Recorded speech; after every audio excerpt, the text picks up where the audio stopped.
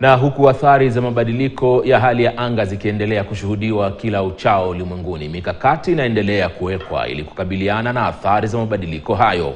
Kwa mujibu wa afisa mkuu mtendaji wa taasisi ya utafiti wa samaki na viumbe vya majini hapa nchini Kemfri, Daktari James Maluma, upanzi wa mikoko na nyasi za baharini ni mbinu asilia za kutoa hewa kaa pamoja na kukabiliana na athari za mabadiliko ya hali ya anga. Kwa upande wake, mkurugenzi wa Jumuiya ya Kaunti za Pwani ambaye pia ni mwenyekiti wa bodi ya Ruwaza ya mwaka 2030, Daktari Emmanuel Nzai, amesema kuwa sheria na miswada ya kutambuliwa kwa mikoko kama moja ya mimea muhimu kama vile kahawa na majani chai inafaa kubuniwa ili kunufaisha wakazi wa ukanda wa Pwani.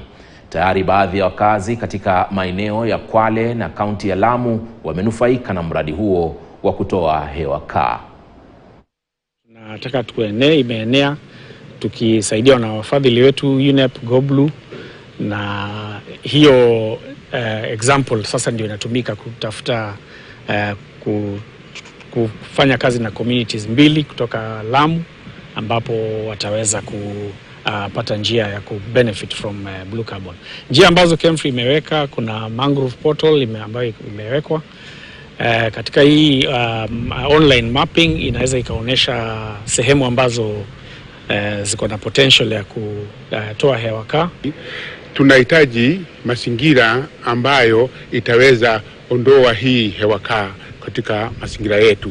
This is what we are calling the nature based solution. So mikoko ni baadhi, ikilindwa ni baadhi ya nature based solution ambayo itaweza kutusaidia sana kuzuia majanga ambayo tunatupata, na vile vile wakati huo inachangia sana kwa samaki na mazingira ya binadamu. Nafikiri katika haya mazungumzo ambayo tuko nayo, ambayo tunazungumza hewa kaa ambayo ina utajiri mkubwa katika zile levels za carbon credits, kama tulivyoambiwa hapa, ni kwamba value yake iko juu zaidi.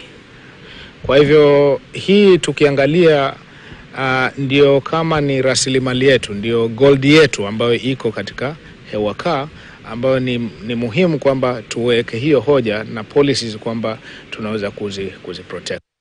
Tukiwa bado kwenye masuala ya mabadiliko ya hali ya anga, serikali kwa ushirikiano na shirika la chakula na kilimo FAO imezindua mpango wa bilioni 6.4 yani shilingi za Kenya utakaobadili jinsi kilimo kinavyoendeshwa katika kaunti za ukanda wa Ziwa.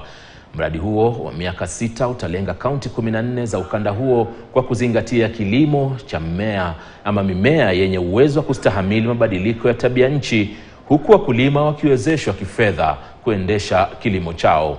Akizungumza wakati wa uzinduzi huo katika kaunti ya Kisumu, katibu mkuu wa ushirika Patrick Kilemi alisema kwamba mradi huo utayapa kipaumbele malengo 6 ikiwemo kilimo cha maziwa, kuku, kahawa, chai na miti ya matunda. Abilities that are impactful to livelihoods of millions and millions of people, and you cannot think of a better project than this one. And the good thing about this project is that it lumps together 14 counties in this particular region of this country. Thank our partners for this project, which is going to cost 50 million US dollars, and like I did say, we want to see this money translated to the ground. As counties, we are the recipients. We are the ones. This is where the rubber meets the road. We are so grateful that the counties and the government of Kenya, but also all the region, the LREP has committed for us to develop this program, and they were so much involved in the consultations. Tunaarifiwa kwamba mradi huo unalenga kuwasaidia wakulima wapatao 140,000 wakiwemo wanachama 800,000 wa ushirika ama vile vyama vya ushirika na vikundi 63,000 vya wakulima ukanda huo wa Ziwa Victoria. Mtazamaji, taarifa hiyo basi ndio inatukamilishia taarifa za mbiu ya KTN alasiri hii. Asante sana kwa kutazama. Ungana nami tena mwendo wa saa 1 jioni kwa taarifa za KTN leo. Mimi naitwa Ali Manzu. Endelea kutazama. Asante.